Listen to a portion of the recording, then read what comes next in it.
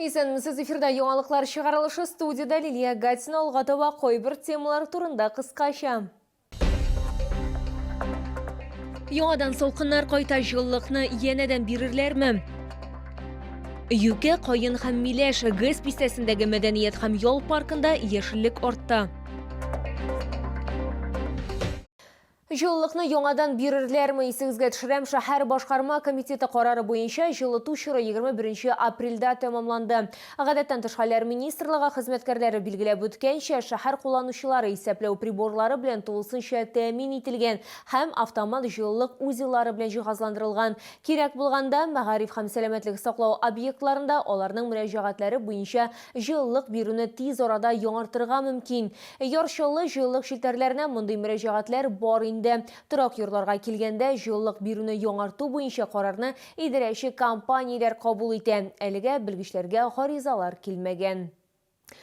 Әгәр сезнең берәр проблема борчыса яки шатлыклы хәбәр җиткерәсегез килсә, безнең WhatsApp хезмәтенә мөрәҗәгать итегез. Фотосурәтләрегезне һәм видеоларыгызны 8939 301 31 31 телефоны буенча көтеп калабыз.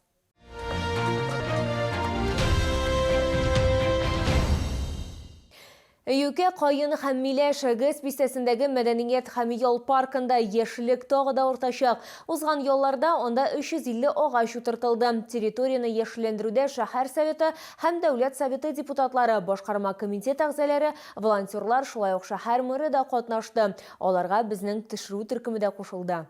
Шолда агач утырту күптән күркәм традицияга әверелде. Мәдәният һәм ял паркында күп еллык агачлар картайган һәм төрле авырулар да булган. Шуңа күрә аларның корыган ботакларын кисәләр һәм янәшә яңаларын утырталар.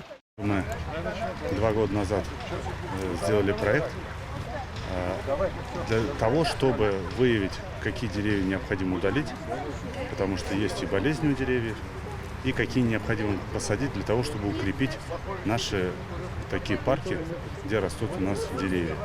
Согласно этому проекту мы двигаемся. Елда шәһәрнең субботникларына, шәһәрнең башкармасына әлгән барыш белән бергә чыгабыз субботникларга, агачлар утыртабыз. Яхшы эш эшлибез дип уйлыйм, өметләнәм. Үзебезнең эшләгән эшләребезне чыгып карыйбыз. Агачлар үсеп киткән микән? Бәхеткә каршы агачлар үсә, бик матур, шәһәрне матурлап бизәп торалар.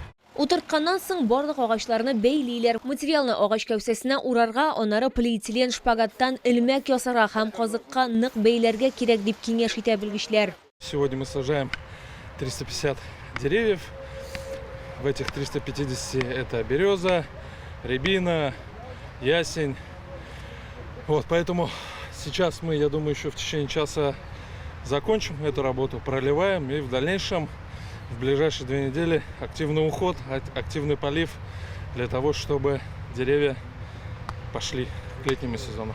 Почему различных? Потому что чем больше многообразие деревьев, тем больше и устойчивее сама экосистема парка. Тем меньше она подвержена всем тем болезням, которые имеют место быть в парках и скверах вообще.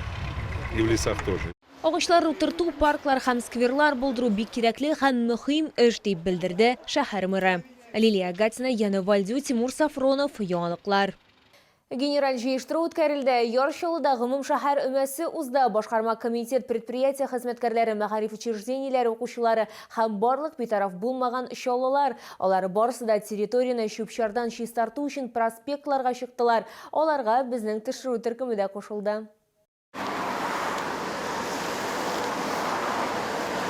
Менә шулай бердәм рәвештә Горкоммунхоз коллективы трамвай юлларынан чүп-чарны җыйды. Аларның сүзләренә караганда, территорияны даими җыештырырга кирәк, гомум шәһәр өммәсе кыштан соң шәһәрне зур күләмдә җыештыру өчен тагын бер сәбәп.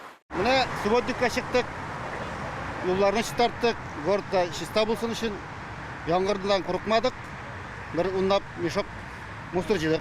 Шәһәрне чиста итәргә шулай ук башкарма комитет, предприятие һәм фирма хезмәткәрләре чыкты. Алар тынычлык һәм Рәис Биляев проспектлары киселешендәге территорияны тәртипкә китерделәр. Город убирать очень важно, потому что это благоустройство для наших жителей, чтобы все было чисто, приятно было ходить по улице, приятно было мамам с детьми гулять, пожилым.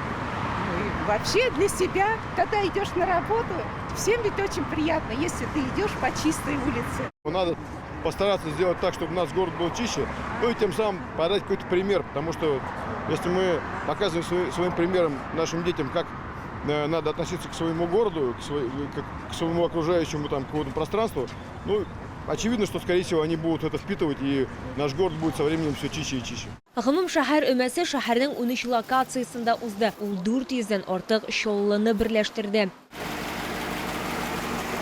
Лилия Гатина, Яна Вальдю, Тимур Сафронов, Яңалыклар.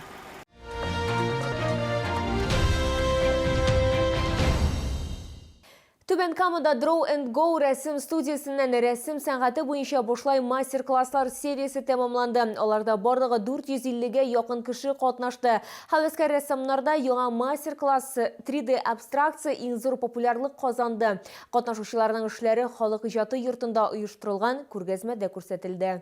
Җиңүчеләрне тамашачылар да мастер-класслар үткәргән рәссамнар да сайлады. Һәрбер эшкә шәхси номер бирелгән, аны атап үзеңә ошаган картина өчен тавыш бирергә мөмкин иде. Иң яхшы эшләрне 4 номинациядә сайлап алдылар. Это акрил, который включает в себя акриловые работы интерьерные и просто такие базовые какие-то акриловые работы живописные, плюс флюид-арт. Төбәк-ара проект Сибурның яхшы эшләр формуласы социаль инвестицияләр программасы ярдәмендә гамәлгә ашырыла. В прошлом году у нас было 400 участников. Это больше всего по сравнению со всеми регионами присутствия, где проект реализовывался. И в этом году, вот даже сейчас по количеству посетителей, которые нас окружают, просто пришли на выставку, многие даже, кто не участвовал, насколько проект востребован. События для города, события, которые уже ждут наши любители искусств, наши любители, творцы, самоучки даже, можно сказать. Потому что вот именно такие проекты, они помогают раскрывать таланты нижнекамцев. Җиңүчеләргә флюид арт буенча нәфис бокслар тапшырылды. Моннан тыш аларның эшләре шәһәр экраннарында урнаштырылачак. Белорус ая киемнәре күргәзмә ярминкәсе Чаллы халкын үзенең язгы җәйге коллекциясе белән сөендерүен дәвам итә. Өстәвенә монда төрек текстилен дә сатып алырга мөмкин. Сезнең Муса Җәлил урамы 55Б үзәкрәт сәүдә үзәге элекеге балалар дөньясы бинасы адресы буенча көтеп калалар. Моданың соңгы тенденцияләрен исәпкә алып әзерләнгән уникаль язгы җәйге коллекция ая киемнәрнең киң ассортименты сезнең стильле ассызыклаячак һәм җылы көннәрдә максималь уңайлылык тәэмин итәчәк. Йомшак материаллар, сыйфатлы, күн һәм оригиналь детальләр һәр модельне үзенчәлекле һәм кабатланмас итә. Данная модель выполнена из натуральной кожи ягненка. Это самая премиальная кожа. Она выделяется своей мягкостью и эластичностью текстуры. Данная модель имеет эксклюзивную обработку под названием флоттер, за счет чего она более нежная и легкая. Подошва выполнена из итальянского полиуретана, что обеспечивает хорошее сцепление с дорогой, не скользит, не стирается, будет приносить только позитивные эмоции от прогулки. Ир-атлар ая киеме стильле һәм гамәли модельләр белән тәкъдим ителгән. Алар көндәлек кию өчен дә, махсус очраклар өчен дә бик яхшы туры киләчәк. Коллекция иң таләпчән ир-атларның ихтыяҗларын канәгатьләндерәчәк. Для меня нравится.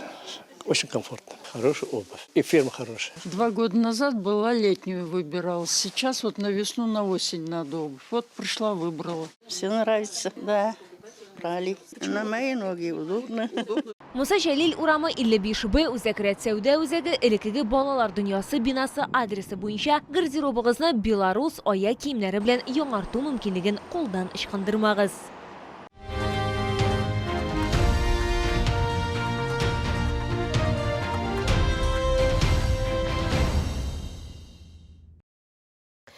Бу сезгә җиткерәсе соңгы мәгълүматыбыз иде. Мин Лилия Гатина сезнең белән сау булашам һәм барчаларыгызга да продуктив эш атнасы теләп калам.